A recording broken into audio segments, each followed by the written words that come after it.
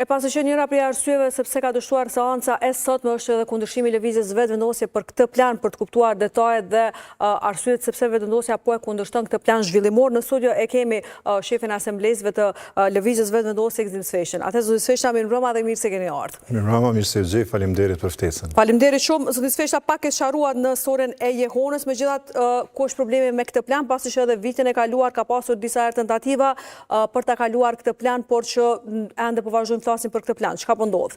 Është me të vërtetë e çuditshme kjo konsistenca e zotit Rama për të kaluar dokumentet jashtëligjshme. Dëgjuam edhe gjatë intervistës së tij për media ku ai thotë se që 1 vjet e gjys është dokumenti gati.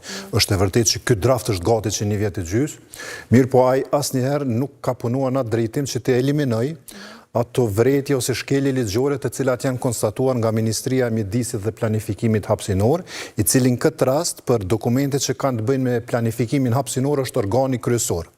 Do të thotë veç me sqaru për opinionin për publikun, përpilimi i PZK-s është një farë mënyrë korrespondencë në mes të komunës që e përpilën dhe Ministrisë si organ mbikëqyrës. Dhe gjatë kësaj korrespondence, në mes të këtyre 2 institucioneve shtetërore, Ministria i ka gjetur ato vretje. Janë 28 vretje, shkelje. Dikun janë shkelje administrative, dikun janë shkelje ligjore, dikun janë shkelje përmbajtësore në përmbajtjen e PZK-s, të cilat e ka këshilluar komunën që ti eliminoj përpara se ky dokument ju vihet asamblezëve përballë. Nuk janë adresuar asnjëra prej tyre apo çfarë? Do të thotë, për 1 vjet e gjys, Zoti Rama, ekzekutivi i Prishtinës dhe subjekti i tij Lidhja Demokratike e Kosovës, në vend që tentojnë të përmirësojnë këto dhe të procedojnë me PZK-n, ata gjithmonë draftin e njëjtë kanë tentuar që ta kontrabandojnë përmes asamblezëve. Po, dhe cilat janë problemet kryesore në këtë plan përveç këtyre problemeve ligjore që i përmendni? Çka kërkoni si vetëvendosje për ta kaluar këtë plan? Tash, ideja por është që jo çdo gjë, jo çdo dokument mundet me vënë në diskutim publik. Tash është e qartë që ky dokument i sjellur në kuvend është jashtëligjshëm. Rrjedhimisht para se ti sjellet asamblezëve, ky duhet të largohen ato vretje të cilat i potencuam. Ato flitet për zgjerim të kufirit ndërtimor. Do të thotë me këtë PZK, me këtë draft, të cilin Çka i bie kjo? I bie krijimi vendbanimeve të reja. Zona të cilat momentalisht nuk janë zonat banueshme, ku janë hapësira të gjelbërta, janë kodra, janë male, me PZK-n e re parashikohet që të krijohen vendbanime të reja. Kjo është njëra prej vetëve. Duke larguar dhe më shumë gjelbrimin dhe duke betonizuar, apo çfarë? Saktësisht kjo, Zoti Rama dhe në prononcimin për media e tha se parashihet 4 milion metër katror ndërtime të reja. Prishtina sot ka dikun 12 milion metër katror ndërtime, do të thotë sipas PZK-s të prezantuar nga ekzekutivi i Prishtinës, rreth 30% pritet shtohet numri i ndërtimeve. Kjo do të thotë 30% më shumë beton. Kjo vijë ndërtimore kalon në për toka bujqësore, kalon dhe i rrezikon zonat e mbrojtura ujore, që është në kundërshtim me ligjin për ujrat, pastaj është në kundërshtim me ligjin për tokat për shkak se disa projekte infrastrukturore kalojnë në për toka bujqësore cilësisë lartë. Ne në Prishtinë nuk është që kemi shumë toka bujqësore. Me këtë PZK edhe ato që i kemi, po parashikohet që të dëmtohen nga projekte të ndryshme infrastrukturore. Po para se të vim të kjo përmbajtja, është e rëndësishme që ekzekutivi fillimisht të eliminoj këto vretje të cilat i ka gjetë Ministria, në mënyrë që dokumenti i cili po ju prezantohet asamblesë komunale të jetë i lehtëshëm dhe si i tillë pastaj të delë në diskutim publik. Zoti Rama sot gjatë intervistës, gjatë paraqitjes së tij mediatike tha shumë të pavërteta. Tha që kemi bisedu lagje për lagje. Në dokumentin të cilin është dorëzuar ne asamblezëve, aty flitet për 6 diskutime publike që i ka bërë Zoti Rama dhe ekipa e tij. Edhe atë i ka bën vitin 2022. Vetëm në 6 lagje të Prishtinës ka qenë, 5 lagje të qytetit dhe në Ajvali. Prishtina sot i ka dikun rreth 40 fshatra, vetëm për fshatra po flas, nuk po flas për lagjet të Prishtinës. Pastaj e ka formuar një farë komiteti konsultativ me ekspert jashtëm, i cili ka mbajtur 2 takime. Veç 2 takime i ka mbajtur. Njërin në shtator, njërin në tetor. Dokumenti PZK determinon zhvillimin e qytetit në të gjitha sferat, në të gjitha fushat, ndërtim, arsim, shëndetësi, sport, për një periudhë 8 vjeçare. A munden gjitha këtu me u rregullu me 2 takime të komitetit konsultativ dhe me 6 diskutime të cilat janë bajtë në lagje periferike të Prishtinës? Është e pamundur kjo. Unë, si shefi grupit asamblezëve të lëvizjes vetëvendosje, grupi më i madh në Kuvendin Komunal të Prishtinës, me përgjegjësi të plotë them që asnjëherë si asamble nuk kemi konsultuar për këtë draft. Është dashur të cilët në kuvend komunal para se të vjetë dhe në konsultim publik? Kuvendi komunal ka dhe komisionet të ndryshme, ku ka mundur të diskutohet për këtë çështje.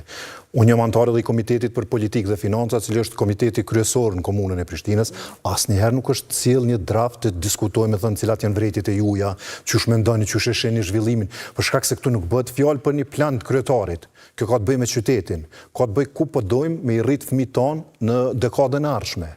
Prandaj në këto rrethona, siç kemi qenë kundër para një viti e gjys, vazhdojmë të jemi kundër.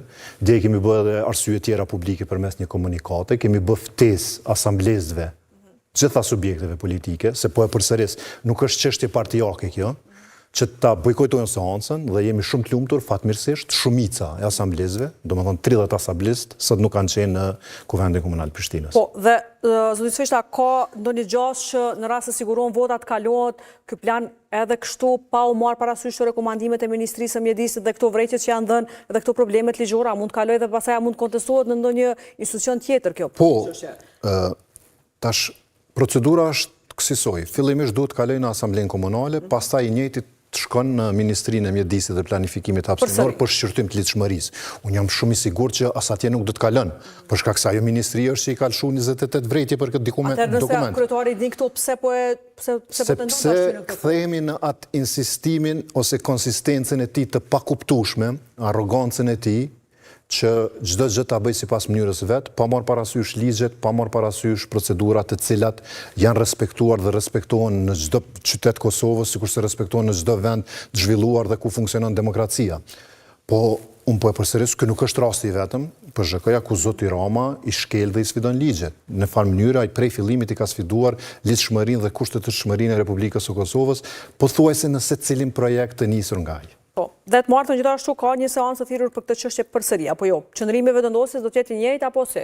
Thotë asnjë gjë nuk ka ndryshuar ose nuk ndryshon prej sot deri të martën dhe ai tenton përsëri. Ai ka tash veç një rrugë, ose don me blendoj asamblest me kontrabandu, siç ka kontrabandu në të kaluarën, në mënyrë që ta kaloj planin, sepse përndryshe çka është nuk i ndrojmë në qëndrimet politike që janë edhe profesionale, se këto dokumente i kanë kthyer edhe ekspert brenda lëvizjes që mirën me çështjet e urbanizmit, planifikimit, vetëm se zoti Rama e ka ose zoti Rama e ka një siklet, e ka një hall për me e kalu këtë PZK. Cili është halli i tij për ta kaluar? Atë duhet të na tregoj ai.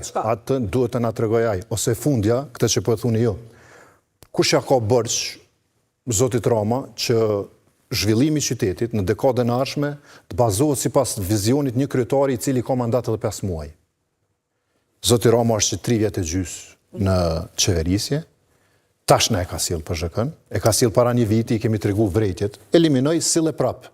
Ne jemi shumë të vetëdijshëm që Prishtina zhvillohet. Pra për një vjet asnjë çështje nuk e ka adresuar. Asnjë lëvizje të vetme. As nuk ka dhënë sharime pse nuk i ka adresuar, a ka dhënë sharime pse nuk i ka adresuar? Jo, e ka një arsye tim, thotë ministria është vonuar në komentet të cilat i ka dërguar. Tash nëse një zyrtar i ministrisë atje nuk e ka përfill afatin administrativ ose ligjor për me i kthy përgjigje në draftin, ky thotë tash kaloj kënë heshtje administrative, unë jam në rregull. Në draftin cilin e kemi marrë para 2 ditë dhe ato e kemi marrë me vit transfer. Flitet ose janë 300 faqe material, 50 harta. 300 faqe material, ne si asamblejista, që nuk jemi profesionist fushës, ka profesioneve të ndryshme, është dashur të analizojmë për 72 orë. Në mënyrë që të japim votën. Fatmirësisht, po e përsërish, asamblistët e kryeqytetit sot dolën në mbrojtje të Prishtinës, shumica e tyre, 30 prej tyre, dhe ja arritëm që ta ndalojmë këtë tendencë e cila i bën keq qytetit. Megjithatë kryetari po thotë që kjo ai ka kërkuar vetëm që këtë shkojë pasaj në diskutim publik dhe ju të miratohet dhe ju po e bllokoni. Po çka ndodh tani kur shkon në konsultim publik? A mund të shihet se një procedurë? Ideja është ndonik që nuk mundet me shku në konsultim publik një dokument i jashtëligjshëm. Sepse në konsultim publik shkon një draft cili votohet në asamble. Por të sjell draftin në asamble fillimisht duhet jetë i ligjshëm.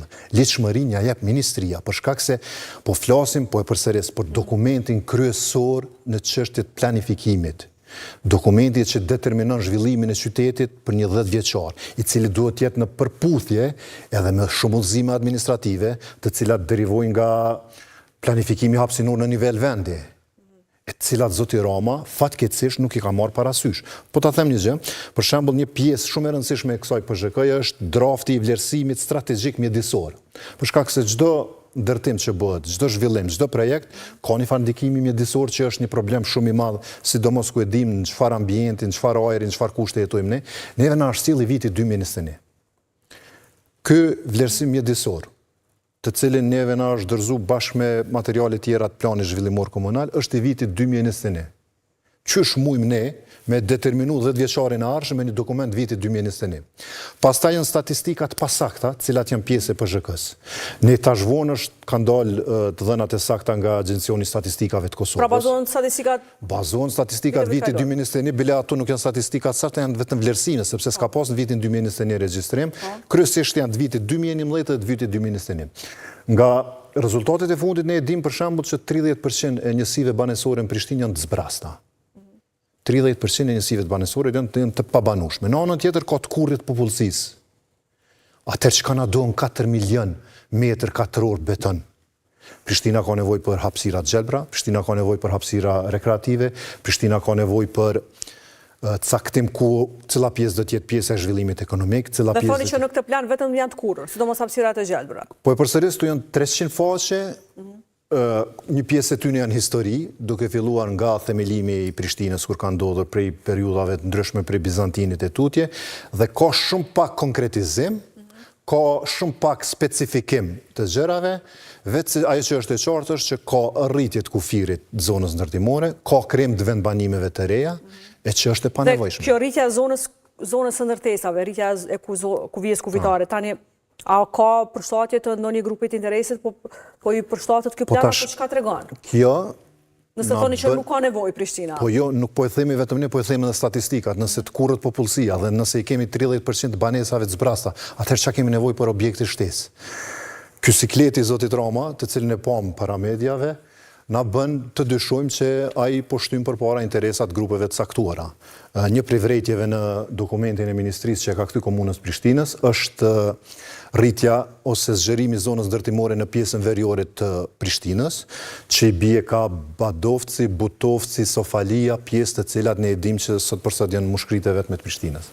Dhe në anën tjetër gjithashtu e dim të nisfeshta që po miratuar ky plan nuk mund dalë as harta zonale, apo jo? Është një çështje problem, a ka mundur shqyet më shpejt kjo çështje e hartës zonale apo nuk ka? Është dashur në vlerësimin tonë është dashur që këto dy dokumente që janë të rëndësishme dhe të cilat pa njëra tjetrën s'mund të funksionojnë, është dashur të bëhen paralel me harta zonale, paralel me planin zhvillimor komunal, mirë po nuk ka ndodhur kështu.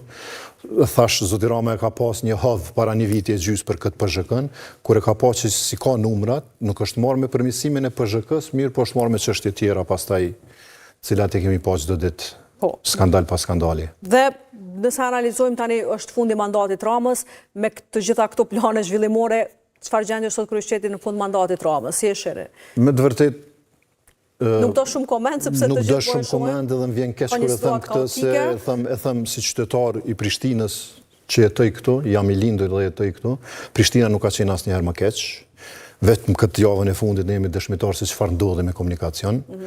Është një papërgjegjësi totale e qeverisjes aktuale. Për një 2 vite fjala kryesore e zotit Rama ka qenë përjetime, pastaj kjo fjalë ndryshoi u bë bllokim. Bllokim, që e përsëritej vazhdimisht. Në fakt unë mendoj që fjala e duhur është dështim. Zoti Rama vazhdimisht akuzon nivelin qendror, herë edhe neve si nivel lokal, lëvizjen vetëvendosje për ka një përplasje gjatë gjithë kohës tani me nivelin qendror. Ka kjo përplasje dhe kjo përplasje është derivat i asaj që thash më herët, konsistencës së zotit Rama për të mos respektuar ligjet dhe procedurat. Është shumë e qartë kjo. Aja ankohet në bllokim, e unë po e pyes nga këtu zotin Rama, kush po e bllokon zotin Rama që të largojnë beturinat?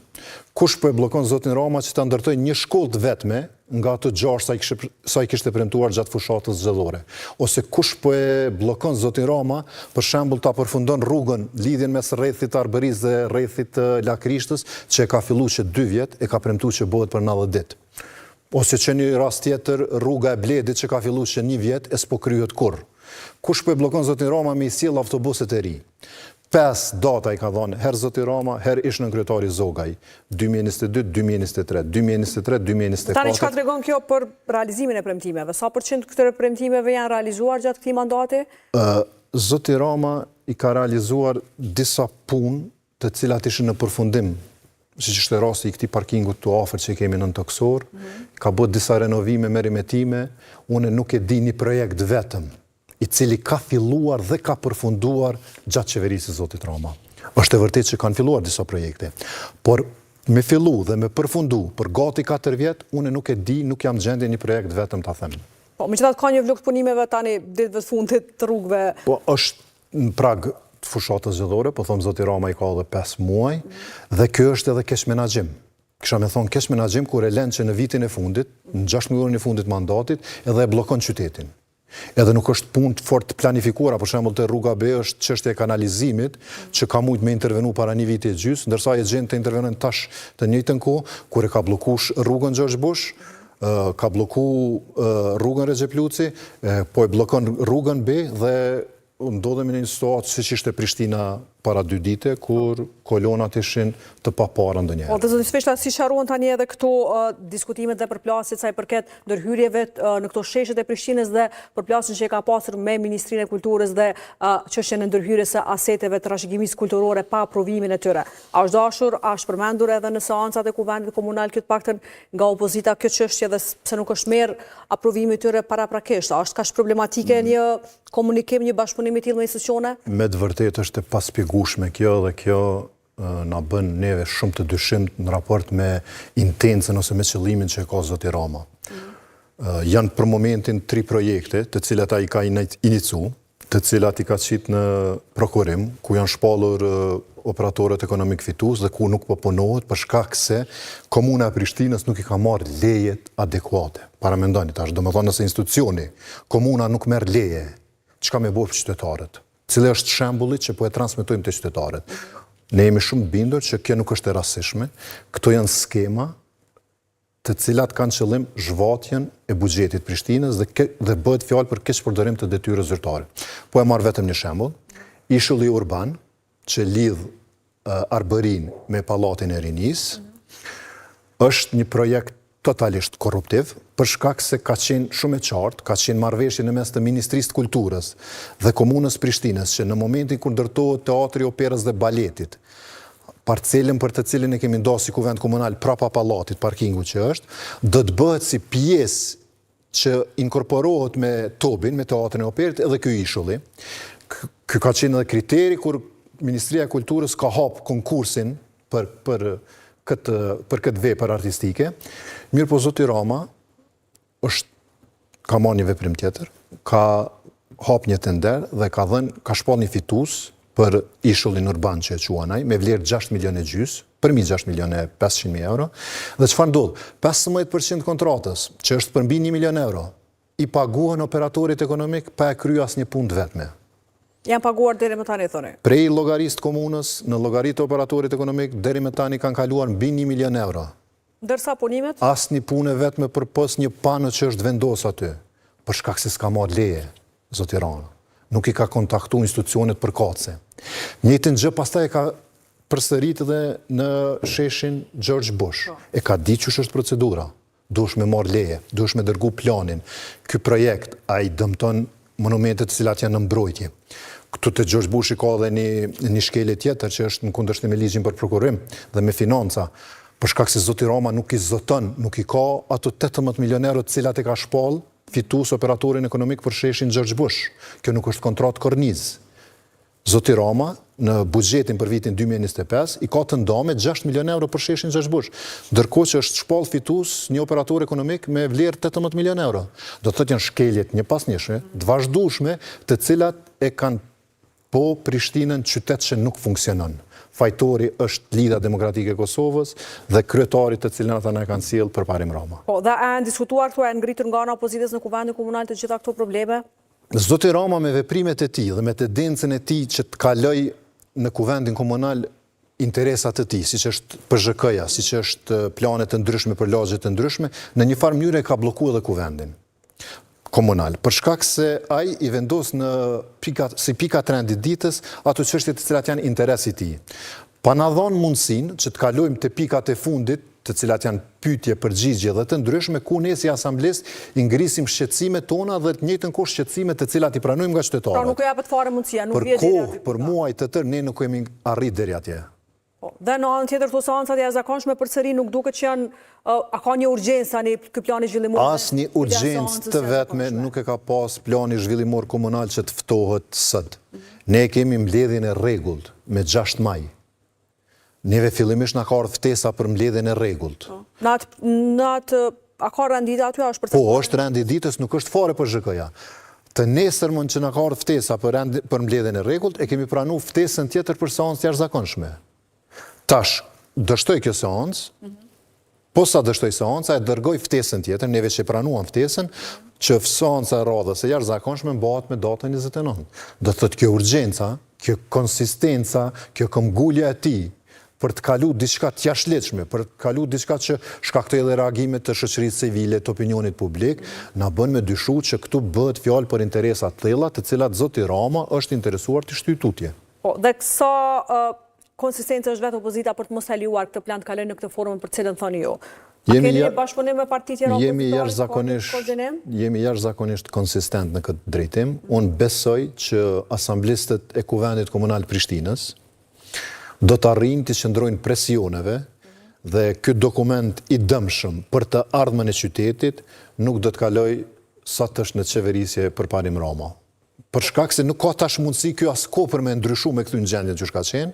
Unë jam i bindur në fund të mandatit e tij, po. Unë jam shumë i bindur që Prishtina do ta ketë për ZHK-n e vet në vitin e parë të mandatit të qeverisjes së ardhshme komunale. Konsideroni që do të mund ta merrni mandatin si vetëndosje? Do të bëjmë çdo gjë që Prishtina më në fund të vihet në binar të drejtë, sepse edhe një mandat i humbur për Prishtinën definitivisht do të thotë që ky qytet nuk bëhet më. Po, a keni kandidatin e konfirmuar zyrtar deri më tani nga ana e vetëndosjes? Akoma asgjë zyrtare nuk kemi, jemi në fazën e konsultimeve dhe shumë shpejt lëvizja vetëvendosje do të del me kandidatin e vet për qytetin. Pra keni diskutime, keni konsultime për emrin e kandidatit apo jo? Kemi vazhdimisht diskutime dhe konsultime për emrin e kandidatit, jemi në përpilim të programit dhe jam shumë i bindur që do dalim më të përgatitur se asnjëherë më parë në mënyrë që lëvizja vetëvendosje të qeverisë me Prishtinën dhe Prishtinës t'i kthehet zhvillimi, t'i kthehet lidhshmëria dhe t'i kthehet një jetë më e dinjitetshme për qytetarët e saj. Po lëvizjen vetëvendosje, cili është problemi më i madh tani për kryeqytetin ose që do duhet të merrej si çështje e parë me cilën e merr mandatin e parë një kryetar i radhës?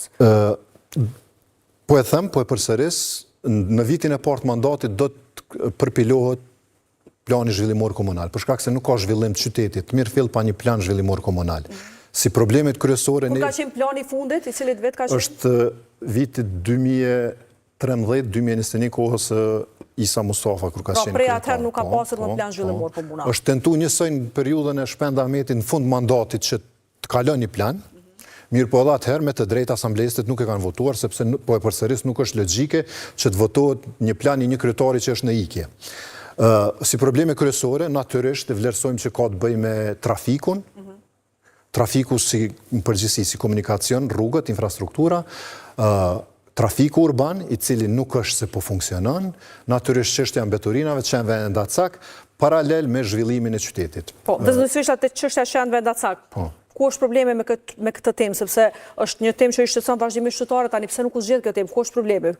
Është pjesë e neglizhencës së komunës së Prishtinës. Domethënë i kanë pas 4 vjet me zgjedh këtë problem, nuk kanë arritur me zgjedh këtë problem. Në vitin e parë mandatit, ne si Asamble Komunale i kemi nda 8 hektar tokë në një fshat periferik të Prishtinës, ku do të ndërtohej qendra për mbajtjen e qenëve ndacak, dhe që nga atëherë, por pos një rrëthoje që është bërë aty, nuk ka pas lëvizje.